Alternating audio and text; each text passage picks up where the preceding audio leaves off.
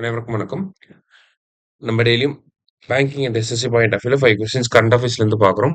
இன்னைக்கு என்ன கொஸ்டின்ஸ் இருக்கு அப்படின்னு சொல்லி பார்ப்போம். First one, the Lok Adalat is held how many times a year அப்படின்னு சொல்லி கேட்டிருக்காங்க. ஸோ லோக் அதாலத்தை பொறுத்த வரைக்கும் ஒரு வருஷத்துக்கு 4 டைம் நடக்கும். ஓகேங்களா, 4 டைம்ஸ் அ இயர். இப்போ ரீசெண்டாக பார்த்தீங்கன்னா செப்டம்பர் 13 நடந்துச்சு. அடுத்தது டிசம்பர் 13 வந்து நடக்கும். ஓகே, லோக் அதாலத் அப்படின்னா வருஷத்துக்கு 4 டைம் நடக்கும் அப்படிங்கிற ஞாபகம் வச்சுக்கோ. ஓகே, அடுத்தது, the word Lok Adalat means people's court. This system is based on Gandhian principles அப்படின்னு சொல்லி கொடுத்துருக்காங்க. கரெக்ட் தான். லோக் அதாலத் அப்படின்னா பீப்புள்ஸ் கோர்ட்னு சொல்றோம்.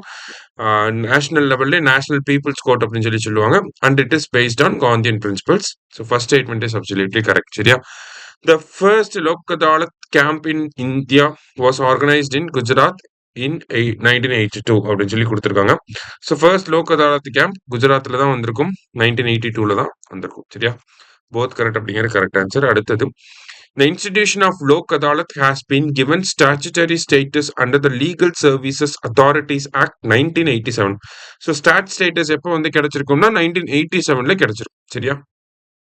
No appeal shall lie to any court against the award of the Lok Adalat அப்படின்னு சொல்லி கொடுத்துருக்காங்க. அதாவது லோக் அதாலத்துல ஒரு தீர்ப்பு சொல்லிட்டாங்க அப்படின்னா அதுதான் final. That is binding on both the parties and we don't have the right to appeal. சரியா?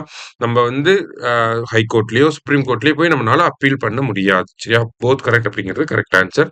அடுத்தது, registration of foreigners act was enacted in which year அப்படின்னு சொல்லி கேட்டிருக்காங்க. ஸோ பாஸ்போர்ட் ஆக்ட் அப்படிங்கிறது 1920ல வந்திருக்கும். ரிஜிஸ்ட்ரேஷன் ஆஃப் ஃபாரினர்ஸ் ஆக்ட் அப்படிங்கிறது 1939. Foreigners act அப்படிங்கிறது 1946. Immigration act வந்து 2000ல வந்திருக்கும். இது எல்லாத்தையுமே ரீப்ளேஸ் பண்ணிட்டு தான் இப்போ இமிகிரேஷன் அண்ட் ஃபாரினர்ஸ் ஆக்ட் 2025 அப்படிங்கிறது வந்திருக்கு. என்ன கேட்டிருக்காங்கன்னா ரிஜிஸ்ட்ரேஷன் ஆஃப் ஃபாரினர்ஸ் ஆக்ட்னு கேட்டிருக்காங்க. அது 1939ல வந்திருக்கும். சரியா?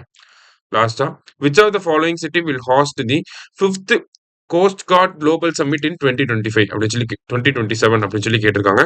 ஸோ 4th மீட்டிங் எங்க நடந்துட்டு இருக்கு அப்படின்னு சொல்லி 4th சம்மிட் வந்து ரோம்ல நடக்குது. 5th சம்மிட் வந்து எங்க நடக்க போகுதுன்னா சென்னையில் நடக்க போகுது. சரியா? இன்னைக்கு 5 கொஸ்டின்ஸ் பார்த்திருக்கோம். தேங்க்யூ. சுரேஷ் IAS அகாடமி, வெற்றியின் முகவரி.